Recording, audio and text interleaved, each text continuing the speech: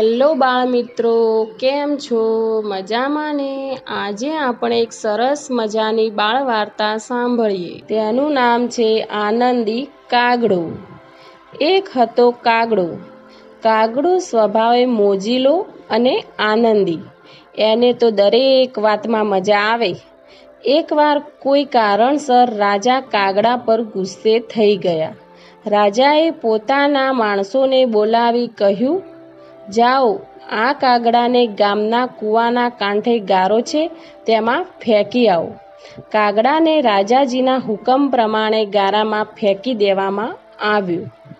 કાગડાભાઈ તો ગારામાં પડ્યા આનંદથી ગાવા લાગ્યા. લપસણું કરતા શીખીએ છીએ ભાઈ, લપસણું કરતા શીખીએ છીએ. રાજા અને તેના માણસો નવાઈ પામ્યા. લે, આ કાગડો તો કેવો છે? ગારામાં આખા શરીરે કાદવ કીચડ ચોંટી જવા છતાં દુઃખી થવાના બદલે ખુશ કેમ થાય છે? રાજાને તો ક્રોધ ચડ્યો અને બીજો હુકમ કર્યો, જાઓ, નાખો આ કાગડાને કૂવામાં, ભલે એ પાણીમાં ડૂબીને મરી જાય. માણસોએ કાગડાને ઊંચકીને કૂવામાં ફેંકી દીધું. પણ કાગડાભાઈ તો કૂવામાં પડ્યા ગાવા લાગ્યા, કૂવામાં તરતા શીખીએ છીએ ભાઈ, કૂવામાં તરતા શીખીએ છીએ. રાજા કહે, હવે તો આ કાગડાને આથી વધારે શિક્ષા કરવી જોઈએ. પણ તેણે તો કાગડાને કાંટાથી ભરેલા એક પિંજરામાં નખાવી દીધો. પણ કાગડાભાઈ તો એના એ જ રહ્યા. વળી આનંદી સૂરમાં ગાવાનું શરૂ કર્યું. કૂણા કાન વિંધાવીએ છીએ ભાઈ, કૂણા કાન વિંધાવીએ છીએ.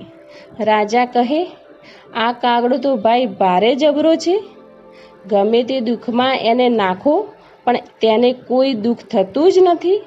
ચાલો એનાથી ઉલટું કરી જોઈએ, એને સુખ થાય.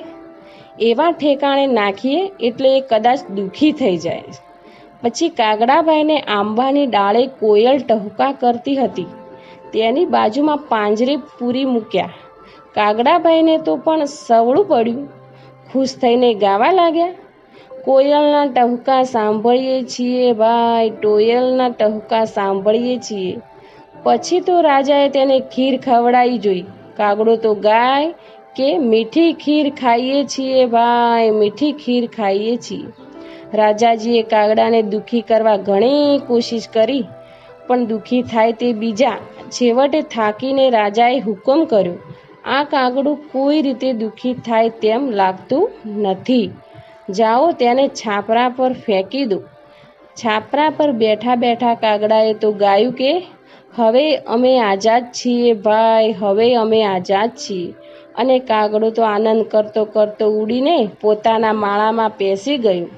જેને દુઃખી ન થવું હોય તેને કોઈ પરાણે દુઃખી કરી શકે નહીં.